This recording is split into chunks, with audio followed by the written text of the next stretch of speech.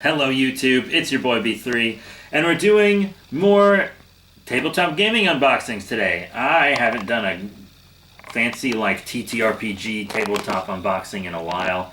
Last thing I did was Pikachu V Shining Fates, which I haven't even uploaded at the time of recording this. But we got 3 big boxes. There should be 4. I don't know where one of them is. That needs to be figured out.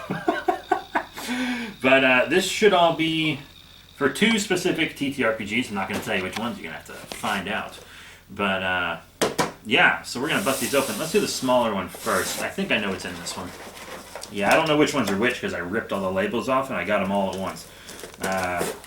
So let's slice and dice using that Warhammer 40K X-Acto knife. Not a licensed one. It's not. Yeah, it's not a licensed one because I can tell you right now, I did not pay for a Games Workshop Citadel X-Acto knife. I went to Hobby Lobby and picked the cheapest one they had. Yeah, it's like, it's the same thing, but one is $30 more because it has Warhammer on it. I went back to that same shop to see if their prices changed. They didn't.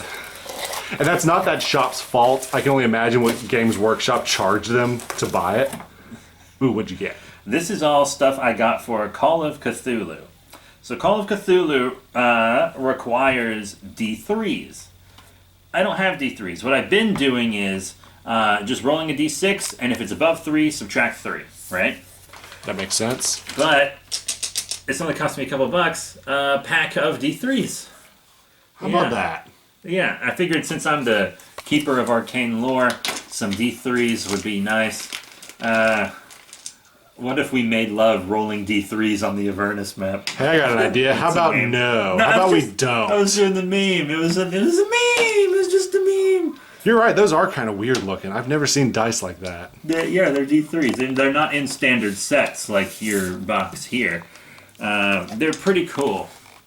And we also roll a lot of percentile dice. Percentile dice are the main thing you roll in Call of Cthulhu. I don't even think you really ever use a D20 that often. Almost never. Yeah, I don't think I've used a D20. No, I don't think I have. Yeah, but we haven't played much. Percentile dice and D4s was like the most common things we ever used with that one Call of Cthulhu campaign we ran a long time ago. But I got something neat. I didn't know it would come in a dice bag.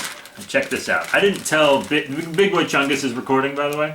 Of course. I didn't tell him what all was in these packages, so it's a surprise to him. See this nice little dice bag? Ooh, velvety. Check out what's in this sucker. I got this for dramatic moments, like really crucial story moments in game.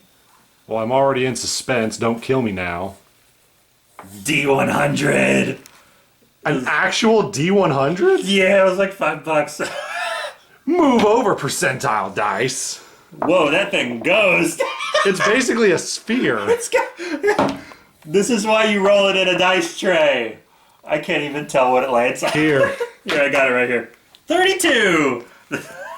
Your camera's all over the place, by the way. Like, I'm trying to follow that thing around. So, isn't that cool? It is cool, but it's barely functional. You got to roll it in a contained space. Like, rolling it in here is working totally fine. Okay. So I'll just roll it in my dice tray, and it'll all be good. This bag's a little small for it. That's like my golden metal dice that barely function, but I use them for boss encounters because they're like gold colored. Yeah, metal dice don't roll as much because they're heavier. That thing doesn't stop rolling. That is nice. That's that feels like real velvet, but I really hope it's fake. Real velvet is a huge polluter, and I'm not down with that. It can't be real velvet because they gave me a free dice bag, and velvet costs a fortune. It's gotta be fake. Okay, one more thing in here. You have a bunch of these. You just not for this game. Keeper decks. Oh yeah. Call of Cthulhu. I've got most of the cards like that for Dungeons and Dragons, the little spell cards, monster stat cards, and all that other stuff. Yeah, so it's got a Curious Characters deck, which is just an NPC deck, a Phobia deck, an Unfortunate Events deck, and a Weapons and Artifacts deck. That's cool. Those are actually really super handy. Yeah, and Call of Cthulhu is a much cheaper game than Dungeons and Dragons, even though it's been around basically as long. So this was a really good deal for 4 decks. They're really convenient, and it's also cool to front on your friends with them. I like it a lot. That's this package, though. So this is all for Call of Cthulhu. I'll pick that up later. I know you will. I know you will. Trust me, you're gonna do it. I actually think this package is the same game. So we're going to open it next, and we're going to save this one for last since I think it's a different game. This one I got with Stimmy money. I'm not judging. Most of my stimulus money went to bills immediately. I just paid a bunch of bills like a month early. What just fell over? My phone. Oh, okay. It's a pretty sturdy I thought phone. it was something important. No, wow. My phone's pretty important. I'm just messing. Oh, this stuff is going to really help me as a keeper. In fact, I need to use it when I write some second drafts of campaigns. Why there's like a bunch of shavings in here? Oh, those probably just came off me cutting. First up, we have the Grand Grimoire of Cthulhu Mythos Magic. This is a big old spell book for big old boys. Is that, sorry about that, my neighbors are yelling at something. I think your neighbors and their dogs are arguing.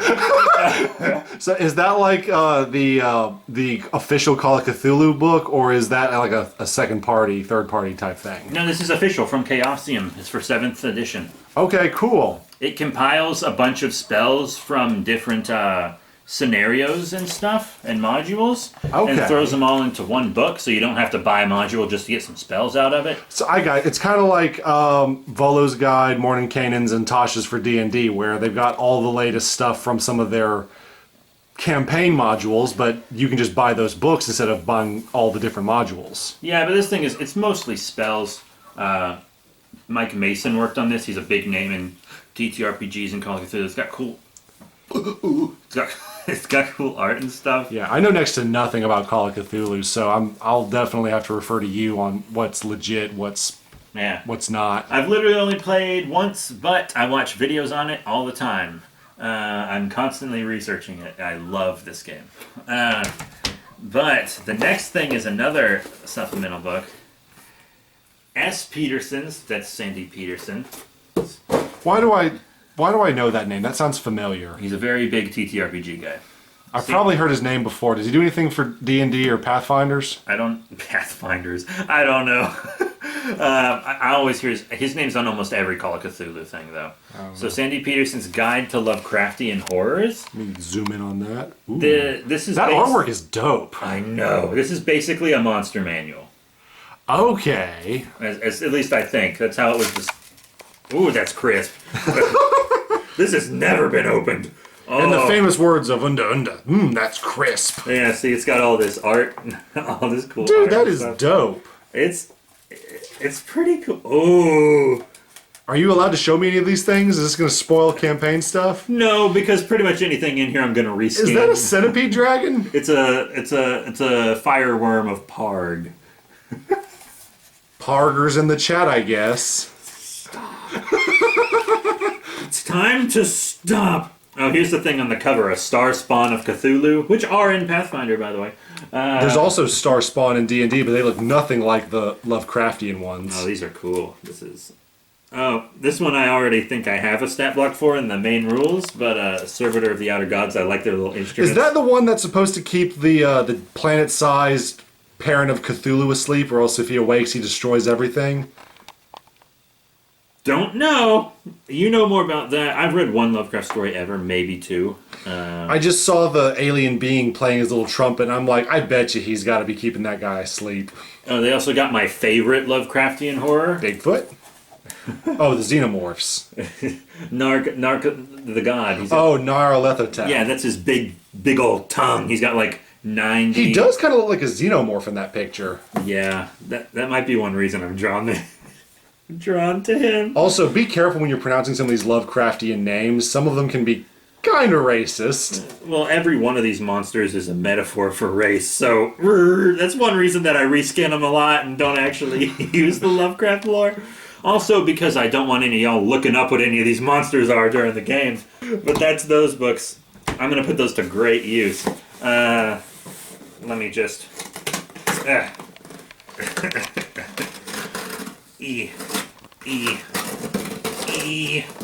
Try not to cut myself or mess up your knife or anything. Dude, I literally paid $2 for that knife. I could care less if you break it. This one... I did not know you were going to do that. That's to make people pay attention. This one is actually not even for me. It's for our boy Connor, the trading card goblin. He's been wanting to play this game, so I got him the starter set for the newest edition. My Little Pony? No, I already have that.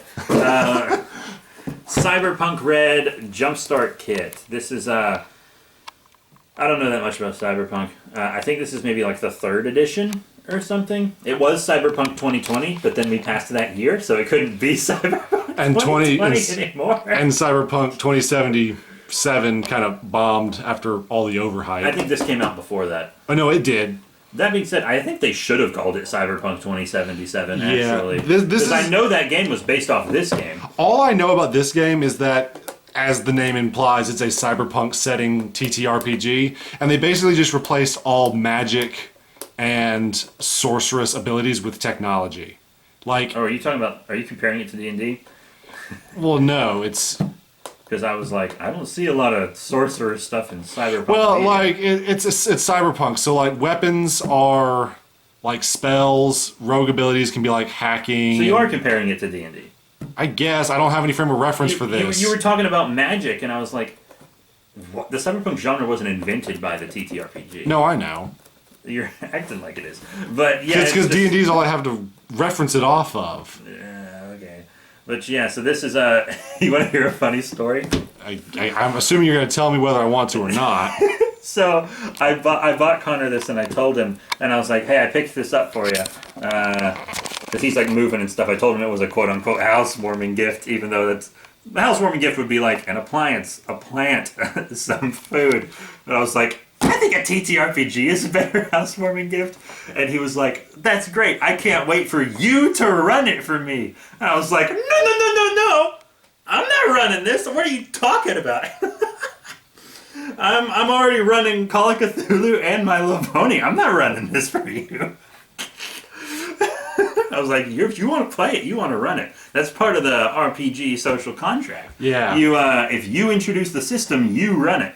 You know? G has even talked about wanting to do a couple of... he doesn't want to get like full into DMing, but he's even said that like, if you guys get tired, let me know, and I'd be more than willing to volunteer a couple one-offs for as a DM or something. Everyone should be given the chance to, be a GM if they want. It's polite.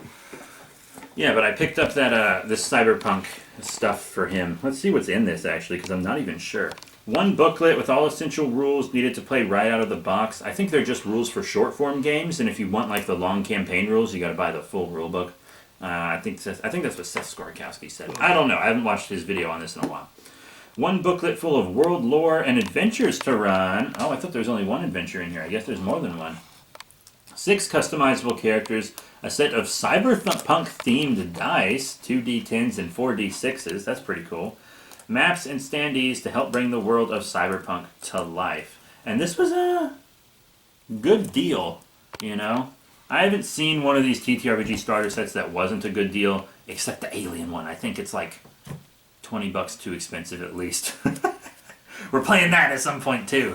Sure, as long as I don't have to DM for it. Well, I have a Hellraiser in Space campaign idea. I would play the crap out of the Hellraiser one. I have a Hellraiser in Space campaign idea, and the best system for it would easily be the Alien system, because it's a space system that's horror. Dude, could you imagine a Cenobite spaceship? It's like half made of meat, half dark iron metal bits. Ooh! But yeah. It's like an infernal war machine in space. Yeah, I have all these Hellraiser in space ideas. I actually haven't even seen the Hellraiser movie that takes place in space yet. I really want to. Yeah, we got so much to do here. But yeah, so quick recap of everything we have. Cyberpunk Red Jumpstart Kit. Hey! Why isn't your phone silent, you piggy, you little oinker? Cyberpunk Red Jumpstart Kit. We got Sandy Peterson's Guide to Lovecraftian Horrors, kind of a Lovecraftian bestiary. These Call of Cthulhu books are very reasonably priced. These both cost me $20 each, I think. Maybe $25. Yeah, $25 each, which is pretty good. This was my stimmy gift to myself. We got the Grand Grimoire of Cthulhu Mythos Magic. This is actually the one I felt like I needed the most, because I usually make my own characters for Call of Cthulhu. I really needed this book because I really wanted more spells. The second half of my campaign that we're going to run is going to be very spell heavy. We also Which is kind of dangerous. I know that using spells in Call of Cthulhu is a surefire way to drive yourself insane. Well, there's a lot of paranormal NPCs, and the mid-season finale, they're either going to love you or hate you after. So you might need to know some spells. Well, don't say too much more. That's all. I want to go into it blind so I get the full effect. That's all you need to know. We got our keeper decks, our 4 keeper decks for weapons and artifacts, unfortunate events, phobias, and NPCs. We got our D3s and this beautiful D100 that I did not know would come in a little bag. So that's it. That's everything. Thank you all very much for the support. Sorry about that little rant, but I'm probably going to leave it in there because I don't care that much. And I thought it was interesting. So I'm going to, these are going to be, I'll probably do an unboxing video for the Call of Cthulhu decks by themselves.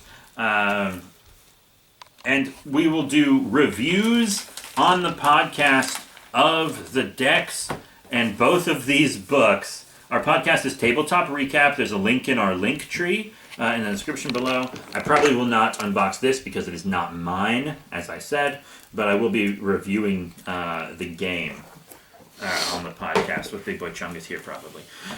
So that's it. Thank you all very much for the support. Remember to rate, comment, subscribe. Check out all the cool links, as I said, and we'll see you all next time. What up, YouTube? It's your boy. I just realized I don't have a fucking pair of scissors.